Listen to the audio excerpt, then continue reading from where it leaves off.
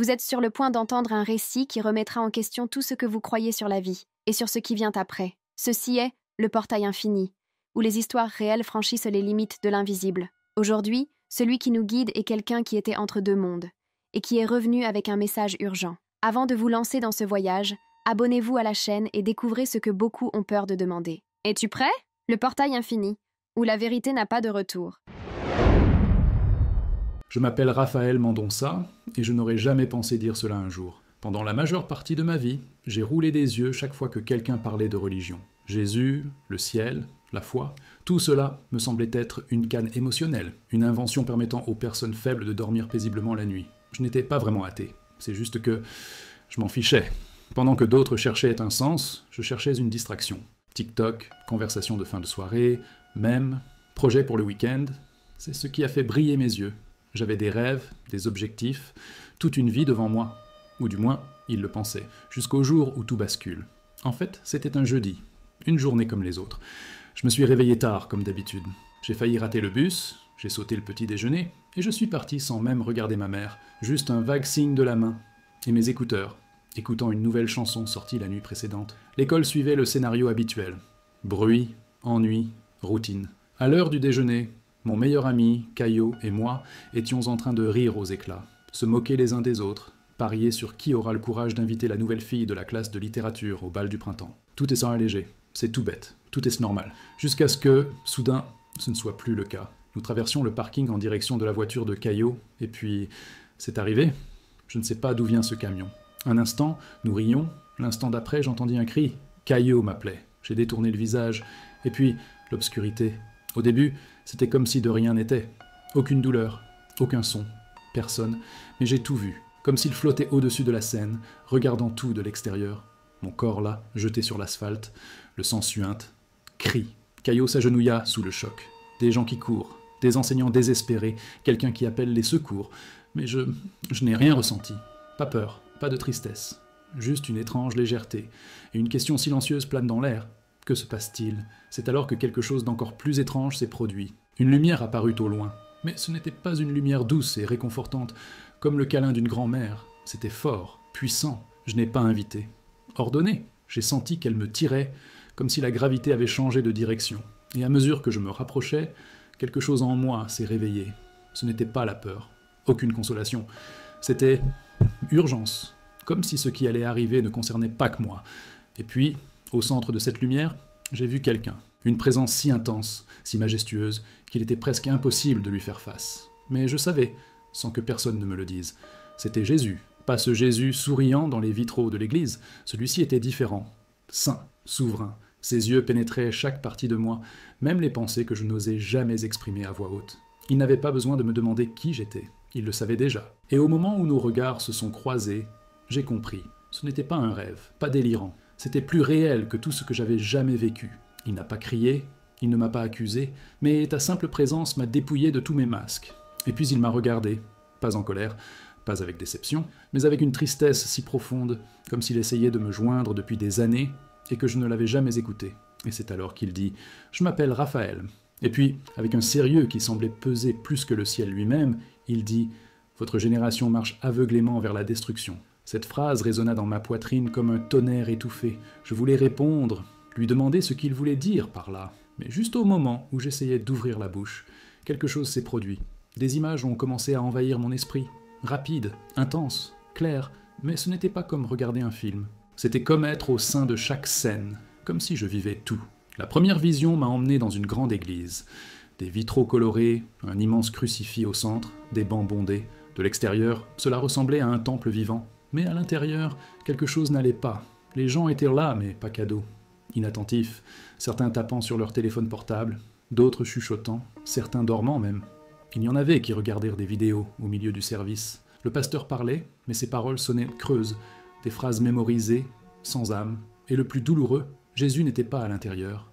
Il était dehors, devant la porte fermée, et il frappait. Personne n'a écouté. « Ils m'appellent un seigneur », dit-il tristement, « mais ils ne me connaissent pas. » La seconde vision fut encore plus difficile à supporter. J'ai vu le monde en flammes, pas seulement littéralement, même si les villes brûlaient, mais spirituellement. Des familles déchirées, la vérité ridiculisée, Les gens se moquent du péché et l'appellent liberté. Les salles de classe enseignent qu'il n'y a pas de bien ou de mal, seulement ce qui est sentir. Ah, c'est hélas plein de détritus.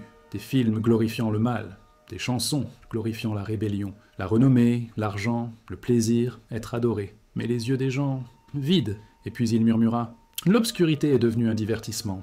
La troisième vision, celle-là, je n'oublierai jamais. J'ai vu une file d'attente, immense, sans fin. On avance vers un abîme noir. Hommes, femmes, jeunes, enfants, marchant la tête baissée. Et je savais, même sans voir clairement la fin, tu savais. C'était l'enfer. Et le plus choquant, ils n'avaient aucune idée de l'endroit où ils allaient. J'ai reconnu des visages. Camarades de classe, voisins, une fille avec qui j'ai flirté lors d'une soirée, un gars qui était assis derrière moi en cours de mathématiques. Certains ont ri, d'autres semblaient anesthésiés. Mais aucun regardait en arrière. Personne n'a remis en question le chemin. J'ai crié avec tout ce que j'avais. « Arrête! Revenir! Vous pouvez toujours sortir de là. » Mais ils ne m'ont pas écouté. C'est alors que Jésus s'est tourné vers moi. Ses yeux exprimaient une douleur que je ne peux pas décrire. « C'est pourquoi vous devez revenir, » dit-il. Puis, il toucha mon front avec la paume de sa main et ajouta « Revenir, dites-leur, faites-le leur savoir. » Je me suis réveillé en criant. La pièce tournait, les lumières ressemblaient à des réflecteurs. Les infirmières ont couru vers moi, l'une me tenant les bras, l'autre vérifiant les moniteurs. J'étais trempé de sueur, mais j'avais l'impression que mon corps avait été plongé dans la glace. La respiration faisait mal, et j'ai pleuré. Il a crié « J'ai vu! Je l'ai vu! Jésus est réel !» Les médecins ont dit que mon cœur s'était arrêté pendant près de 4 minutes. Ils ont appelé cela un miracle. D'autres ont dit qu'il pourrait s'agir d'un traumatisme neurologique, d'une hallucination, mais je savais ce que j'ai vu. Ce n'était pas un rêve, pas une rêverie, c'était plus réel que tout dans cette vie. Je n'étais plus le même. À l'intérieur, quelque chose avait été brûlé, comme si toutes les impuretés avaient été éliminées par le feu. Même si je le voulais, je ne pourrais pas revenir à qui j'étais. Ma mère est entrée dans la pièce en pleurant. Mais quand je lui ai tout raconté, les visions, la voix, Jésus, elle s'est figée. Et puis il murmura « Je prie pour ce moment depuis des années. Je pense qu'au fond, elle a toujours su que je m'éloignais, même lorsque je faisais semblant d'aller bien. Mais maintenant, il n'y avait plus moyen de le cacher. Le véritable défi est venu plus tard, lorsque j'ai essayé d'en parler aux autres. Je l'ai dit à Caillot en premier. Il m'a regardé comme si j'étais devenu fou. « Mec, tu as failli mourir. » Il a dû voir certaines choses, mais ce n'était pas réel. Répondre « C'était plus réel que tout ce que vous avez jamais vécu. » J'ai vu des gens de notre école faire la queue, aller tout droit jusqu'au bout, pensant qu'ils vivaient. Il ne savait pas quoi dire. Il a arrêté de répondre à mes messages. Ensuite, j'ai parlé au groupe de jeunes. L'église m'a permis de partager mon expérience. Certains adolescents ont ri, d'autres sont partis entre les deux. Mais certains, cassés à l'intérieur. Je me souviens de Mariana. Elle a pleuré du début à la fin. Il est venu me voir ensuite et m'a dit « J'étais si loin de Dieu, mais quelque chose en moi s'est réveillé quand tu as parlé. » Nous avons prié sur place, devant tout le monde, mais la résistance fut forte. Un professeur a appelé ma mère et lui a dit que je semblais instable. Le conseiller scolaire a suggéré des médicaments. Sur Internet, on m'a accusé de vouloir la gloire. Même certaines personnes à l'église disaient que j'exagérais, que je n'avais pas besoin de faire peur aux autres. Mais la vérité est que je ne veux effrayer personne. Je veux souviens-toi d'eux, parce que ce que j'ai vu était terrifiant. Non pas parce que Jésus est cruel, mais parce que le monde dort. Les gens sont plongés dans les distractions, écrans, potins, jeux, et ne pensent même pas à ce qui va suivre. Le pire, les églises dorment aussi. Les pasteurs évitent la vérité, pour éviter de perdre des membres. Les groupes de jeunes sont devenus des pizza parties, et non des lieux de transformation. Nous sommes divertissants jusqu'à la mort. Et Jésus est toujours là, frappant à la porte. Mais personne n'écoute. La musique est trop forte. Quelques semaines après l'accident, j'ai fait un autre rêve, pas une vision comme avant, plus subtile, un murmure dans l'obscurité. Je me voyais tenant une torche allumée, marchant à travers une forêt sombre. Derrière moi, d'autres torches commencèrent à s'allumer. Certains sont sortis, mais d'autres brillaient encore plus. Et puis j'ai de nouveau entendu cette voix indubitable. Que ta flamme soit un avertissement et une direction. Depuis, j'ai partagé mon histoire partout où quelqu'un voulait l'écouter. École, église, camp de jeunes, partout où quelqu'un voulait m'écouter. Parfois, c'est vrai, certaines personnes lèvent les yeux au ciel. Mais parfois, ils pleurent. Les gens s'approchent en tremblant, la voix brisée. Ils disent des choses comme « J'étais si loin, mais quelque chose m'a fait regarder ta vidéo. » Ou « J'ai eu le même murmure dans un rêve la semaine dernière. » Ou encore « Je n'ai pas parlé à Dieu depuis des années, mais maintenant je veux le faire. » Et c'est là que je me souviens. Il n'a jamais été question de moi. Je ne suis pas spécial, je ne suis pas parfait, je ne suis qu'un garçon ordinaire. qui est mort pendant quelques minutes, et qui a clairement vu ce qui était réellement en jeu. Il y a encore des moments où j'aimerais pouvoir redevenir normal, s'allonger dans son lit, parcourir le flux de son téléphone portable, rire avec des amis, faire comme si la vie était simple, mais je n'en peux plus. Après ce que j'ai vu, après ce que j'ai ressenti, rester silencieux équivaudrait à regarder quelqu'un marcher vers l'abîme sans prévenir. Si vous écoutez ou lisez ceci en ce moment, je veux que vous sachiez, Jésus est réel. Je ne parle pas du Jésus des cartes scolaires bibliques, pas même le Jésus sur les murs de l'église le dimanche. Je parle du roi vivant, celui qui voit votre âme, chaque partie de celle-ci, et quand même t'aime celui qui est mort, pour que tu n'aies pas à vivre dans les ténèbres, celui qui revient. Et je reviens bientôt. N'attendez pas qu'il soit trop tard. N'ignorez pas cette agitation dans votre poitrine. Ne passez pas à côté de ce message, comme s'il s'agissait d'un autre message. Par la suite, ce n'est pas garanti. J'étais censé mourir, mais par grâce, j'ai été renvoyé pour vous avertir. Réveillez-vous, il vous appelle.